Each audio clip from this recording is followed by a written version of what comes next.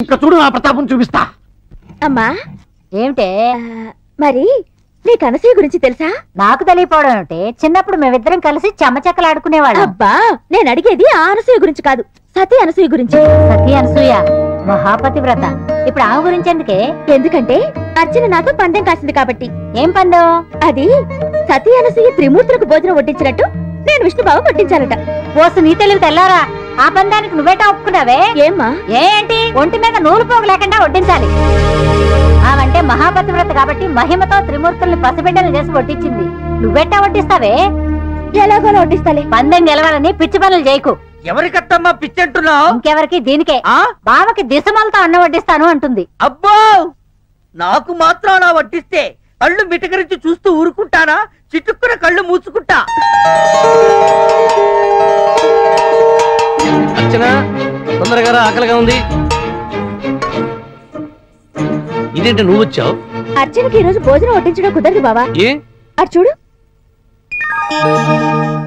ఓహో అర్థమైంది, వడ్డించు. వడ్డిస్తానులే గాని ఈ రోజు నేను అర్చన సరదాగా ఓ పందెం వేసుకున్నా. పందువా? ఏమిటేది? నీ పళ్ళెంలో నేను వడ్డించే ఐటమ్స్ అన్ని నువ్వు కళ్ళు మూసుకుని వాసన పసిగట్టి మరీ తినగలవని అర్చన, లేదా నేను పందెం వేసుకున్నా. అవును విష్ణు, నన్ను గెలిపించవు. పిచ్చిదానా, సీల్డ్ కవర్ లో ఏముందో టక్కున చెప్పేయగల నాకు నిన్ను గెలిపించడం చిటికలో పరి. మరదల్లా వడ్డించు. నువ్వు కళ్ళు మూసుకో.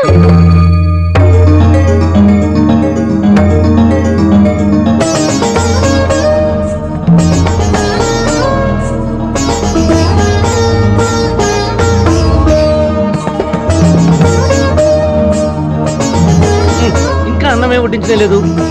వడ్డిస్తున్నా బావా. తొందరగా.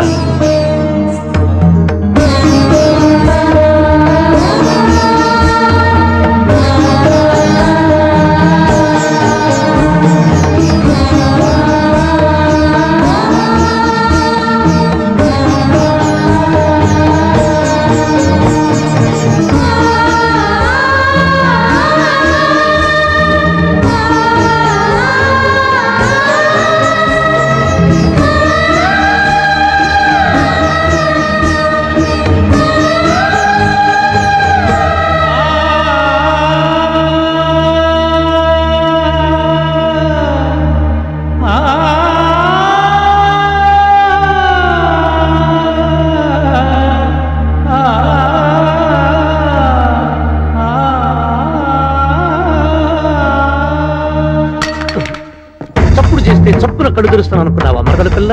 నీ పప్పులు నా దగ్గరే ఉడక.